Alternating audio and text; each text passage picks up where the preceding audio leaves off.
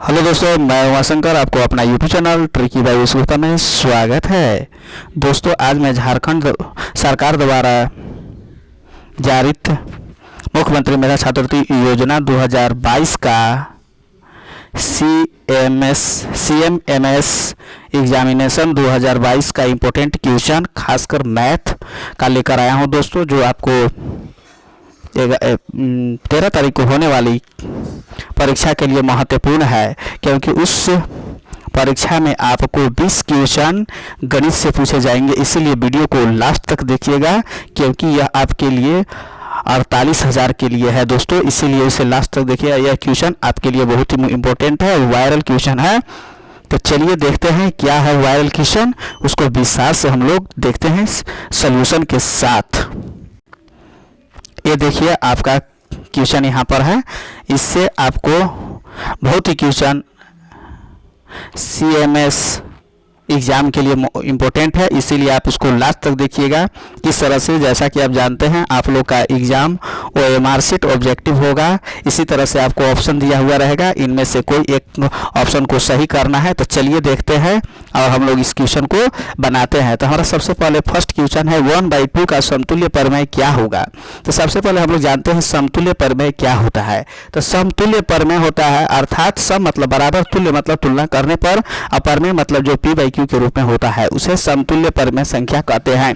अर्थात कोई भी संख्या हो, उसको तुलना करने पर उसका मान उसी के बराबर होना चाहिए, उसी को समतुल्य कहते हैं। अर्थात यहाँ 1/2 का समतुल्य मान के लिए हम लोग क्या करते हैं, जैसा कि मान लीजिए यहाँ पर 1/2 दिया है, तो इसका समतुल्य मान के लिए आगे हम संख्या से गुना करेंगे। सबसे पहले दोनों संख्या अंश और हर में 2-2 से गुना करेंगे, जबकि फिर 3-3 से गुना करेंगे। इसी तरह से समतुल्य संख्या ज्ञात कर सकते हैं। तो चलिए हम लोग सबसे पहले अंश में 2 से गुना करते हैं और हर में 2 से गुना करेंगे, तो यहाँ पर 2/4 हो जाएगा, जो हमारा ऑप्शन नंबर 2 में दिया हुआ है। इस तरह से हम लोग देख सकते हैं। और दूसर का नियम है। दूसर का क्या नियम है, अगर कोई भी समतुल्य संख्या को देखना होगा, कि उसके समतुल्य को देखने के लिए हम सबसे पहले क्या करेंगे, जो हमारा ऑप्शन दिया होगा उसको हम काट कर मानक के रूप में अर्थात मानक के फॉर्म में करेंगे। अगर मानक के फॉर्म में, जैसे कि यहाँ देखिए हमारा आंसर 2 है, जो 2/4 है। अगर 2/4 को कट करेंगे तो 1/2 आंसर मिलेगा। इस तरह से हम लोग यहाँ कर सकते हैं। इसके बाद अगला क्वेश्चन हमारा है -9 का योग प्रतिलोम क्या होगा। क्वेश्चन हमारा है -9 का योग प्रतिलोम क्या होगा। तो सबसे पहले हम लोग योग प्रतिलोम जानते हैं। तो योग प्रतिलोम में इसमें ऋणात्मक धनात्मक हो जाता है और धनात्मक ऋणात्मक होता है। अर्थात इसमें चिन्ह बदल जाता है। अगर प्लस रहेगा तो माइनस हो जाएगा, माइनस रहेगा तो प्लस हो जाएगी। इसलिए इसका राइट आंसर हो जाएगा C, ऑप्शन नंबर 4। इसके बाद कह रहा है इसके बाद क्वेश्चन है 4/5 का वर्गमूल ज्ञात कीजिए। तो चलिए हम लोग वर्गमूल के बारे में जानते हैं, जैसा कि यहाँ देख रहे हैं। चलिए सबसे पहले हम लोग वर्गमूल, अगर किसी भी संख्या का इकाई अंक 5 रहे तो हम लोग किस तरह से स्क्वायर निकालेंगे, उसके बारे में जानते हैं। तो चलिए, किसी भी संख्या का इकाई अंक 5 रहता है तो हम 5 को छोड़कर बाकी संख्या जो होगा उसको एक ज़्यादा से गुना कर देते हैं। यहाँ पर देखिए 45 है, अगर पॉइंट को हटा देते तो 45 है, तो 45 में 5 को हटा देंगे तो 4 है। तो 4 है तो 1 से गुना उससे एक ज़्यादा वाले संख्या से गुना करेंगे, अर्थात 4 है तो 5 से गुना करेंगे, जिसको हम ट्रिक से इस तरह से कर सकते हैं। तो चलिए, यहाँ पर है 4.5 है, तो 4 का स्क्वायर 4 है, तो 4 है तो 5 से गुना कर देंगे, 4×5 20 हो जाएगा, और अंतिम में 5 है 25 लगाएंगे। यहाँ 1 अंक के बाद दशमलव है, इसीलिए इसके बाद 2 अंक के बाद दशमलव बिठाएंगे, अर्थात 20.25 राइट आंसर हो जाएगा, ऑप्शन नंबर 2। इसके बाद घनमूल है, यहाँ पर वर्ग निकालने के लिए कर रहा है √8100 का वो घन का मान क्या होगा। तो चलिए घनमूल निकालने के लिए हम लोग क्या करेंगे, तो उसको बारे में यहाँ पर देखते हैं। तो चलिए, यहाँ पर दिया हुआ है 8100 का वर्गमूल निकालना है। तो वर्गमूल निकालने का सिंपल तरीका है ट्रिक के माध्यम से, कि हम वर्गमूल निकालने के लिए 2 का टर्म मिलाते हैं। देखिए इसका टर्म 2 है, तो यहाँ पर हमारा 2 टर्म हो गया। तो हमको 2 टर्म में सबसे इकाई को अंक देखना है। तो इकाई अंक हमारा 0 है। तो कौन ऐसी संख्या है जिसको स्क्वायर करने पर वही संख्या है, अर्थात 0 है तो 0 ही होगा। इसके बाद देखेंगे 81 किसका स्क्वायर के नज़दीक है, तो यह 9 के स्क्वायर के नज़दीक है। इसके स्क्वायर के नज़दीक होना चाहिए, बराबर होना चाहिए, इससे ज़्यादा नहीं होना चाहिए, इसीलिए राइट आंसर हो जाएगा 90, जो हमारा ऑप्शन नंबर ए में है। इसके बाद हम लोग क्वेश्चन देखते हैं, इनमें से कौन सी संख्या पूर्ण घन है।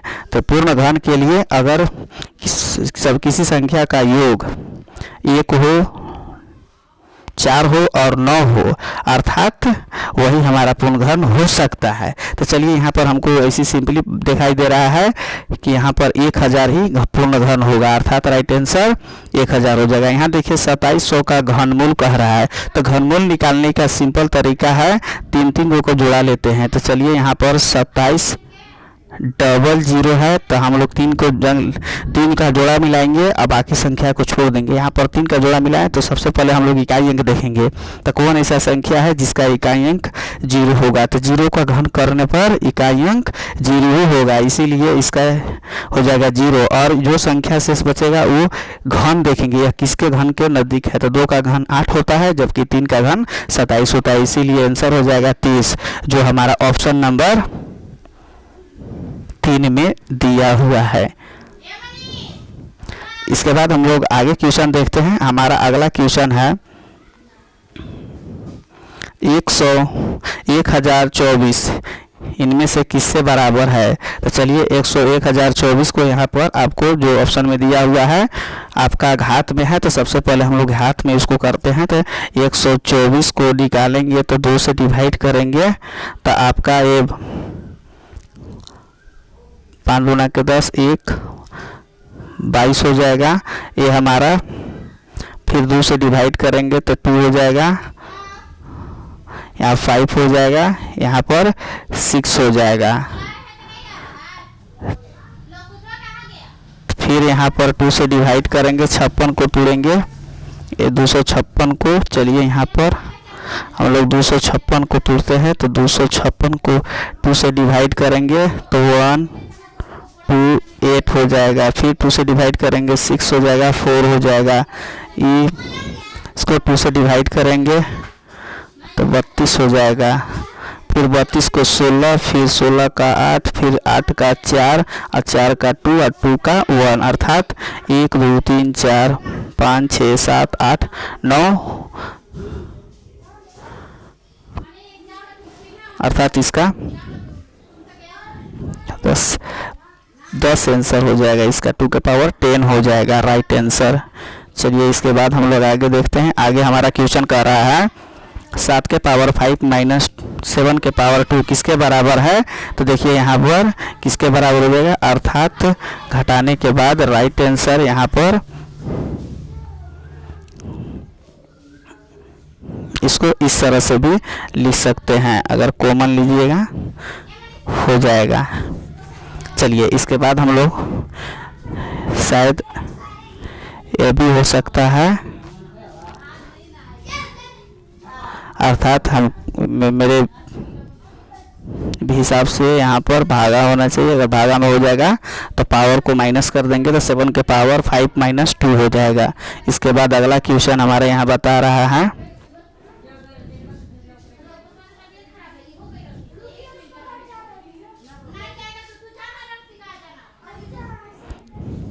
-2xy का गुणात्मक संख्यात्मक गुणांक क्या होगा। संख्यात्मक गुणांक अर्थात संख्या से गुना किया हुआ होगा, अर्थात संख्या से गुना करने वाले को संख्यात्मक गुणांक कहते हैं। अर्थात -2 है तो माइनस आंसर हो जाएगा -2। इसके बाद है निम्नलिखित में से द्विपदी किसे कहते हैं। द्विपदी व्यंजक कौन है, तो जिसमें 2 पद हो उसे द्विपदी व्यंजक कहते हैं। तो यहाँ पर राइट आंसर हो जाएगा ए। इसके बाद कह रहा है 5x² के समान पद कौन है। समान पद अर्थात जिसका पद समान हो, अर्थात राइट आंसर ए हो जाएगा। इसके बाद अगला क्वेश्चन देखते हैं। अगला क्वेश्चन यहाँ पर कह रहा है 3x + 9 का गुणनखंड करना है। तो गुणनखंड करने के लिए यहाँ पर देखते हैं कि क्या कॉमन लिया जा सकता है। तो चलिए 3x + 9 है, तो 3x + 9 में से 3 कॉमन ले लेंगे तो x + 3 बच जाएगा, जो हमारा ऑप्शन नंबर 2 में दिया हुआ है। इसके बाद अगला क्वेश्चन देखते हैं। अगला क्वेश्चन है A plus A B A C plus A square C. तो इसमें हम क्या कॉमन ले सकते हैं? तो अगर हम इसमें देखिएगा तो एक कॉमन आ जाएगा। अगर एक कॉमन लेंगे तो ए सी वन, सॉरी यहाँ पर हम लोग एक कॉमन लेंगे तो यहाँ पर 1 बचेगा और यहाँ पर c बचेगा प्लस ए सी हो जाएगा। तो यहाँ पर कह रहा है सार्व गुणनखंड कर रहा है, इसीलिए राइट आंसर हो जाएगा ए, ऑप्शन नंबर ए। इसके बाद यहाँ देखिए आगे क्वेश्चन कह रहा है x/3 + 1 = 7/15 का हल कीजिए। तो चलिए इसको हल करने के लिए सबसे पहले हम लोग क्या करेंगे, x + 3 = 7/15 माइनस प्लस में उधर से जाएगा -1/1 हो जाएगा। तो 3x/3 = इसका एलसीएम लिख लेंगे 15, 7 - 15 हो जाएगा। इसके बाद अगर हम लोग यहाँ पर लिखेंगे x = 3 तो 15 7 में से 15 दिन जाएगा तो -8/15 हो जाएगा। इसको 15 को 3 से डिवाइड करेंगे अर्थात x = -8/5 राइट आंसर हो जाएगा, जो हमारा ऑप्शन नंबर डी में है। इसके बाद क्वेश्चन आगे देखते हैं 15z - 25 को भागा देना है 5 से। तो चलिए 15 को भागा देना है, तो भागा देने के लिए हम लोग 15z/5 करते हैं। इसके बाद 25/5 करते हैं तो 5 से 5 कट देगा, इससे काट दिए अर्थात 3z - 5 राइट आंसर हो जाएगा। तो 3z - 5 ऑप्शन नंबर 4। इसके बाद अगला क्वेश्चन देखते हैं। तो यहाँ देखिए p/7 = 24 है, तो p = हो जाएगा 24 × 7, 7 × 4 = 28 के 8 हासिल 1 हो गया, 7 दूनी की 14, 14 1 7 × 4 = 28 के 8 हासिल 1, 7 दूनी 14, 14 × 15 16 अर्थात राइट आंसर 168। इसके बाद अगला क्वेश्चन कह रहा है एक स्कूटी का अंकित मूल्य 80,000 रुपया है, 20% जीएसटी के बाद स्कूटी का विक्रय मूल्य क्या होगा। तो चलिए इसको सिंपल तरीका से हम लोग बनाते हैं। विक्रय मूल्य निकालना है अर्थात एसपी निकालना है। तो एसपी निकालने के लिए जितना आपको अंकित मूल्य है उसको कह रहा है 20% जीएसटी अर्थात 20% लेता है 100 में अर्थात 120/100 हो जाएगा। 00 से 00 काट देंगे 12 8 96 12 8 96। यहाँ पर 1 0 है, सॉरी यहाँ पर 00 है तो 00 यहाँ पर हो गया और 1 0 अर्थात 96,000। तो राइट आंसर हो जाएगा ऑप्शन नंबर 4। इसके बाद अगला क्वेश्चन है 1 दर्जन अंडे का मूल्य 60 रुपया है, तो 10 दर्जन अंडे का मूल्य क्या हो जाएगा। तो इसका राइट आंसर हो जाएगा 10 × 60 = 600 राइट आंसर सी। इसके बाद अगला क्वेश्चन है दी गई आकृति में कोण x + कोण y + कोण z का योग क्या होगा। अर्थात यहाँ पर देखिए ये आपका चतुर्भुज दिया हुआ है जिनमें से एक कोण 60 डिग्री है, सॉरी एक कोण 40 डिग्री है और आपको कोण a + कोण b सॉरी कोण x + कोण y + कोण z का मान निकालना है। तो यहाँ पर हम जानते हैं कि चतुर्भुज का चारों कोणों का योगफल 380 डिग्री होता है जिनमें से 40 डिग्री दिया हुआ है, तो 3 कोणों का योग अर्थात 320 डिग्री होगा। इस तरह से राइट आंसर 4 हो जाएगा। इसके बाद अगला क्वेश्चन हमारा है घन का कुल पृष्ठीय क्षेत्रफल क्या होगा अर्थात total surface area. Total surface area तो इसका राइट आंसर हो जाएगा टोटल सरफेस एरिया TSA = होता है 6A²। क्षेत्रफल पूछ रहा है 6A² अर्थात राइट आंसर यहाँ पर ए हो जाएगा। इस तरह से हम लोग यहाँ पर लिख सकते हैं। आई होप यह वीडियो अगर अच्छा लगा होगा तो मेरे इस चैनल को शेयर तो सब्सक्राइब करना नहीं भूलेंगे। फिर मिलेंगे नए वीडियो के साथ, तब तक के लिए जय हिंद, बेस्ट ऑफ लक।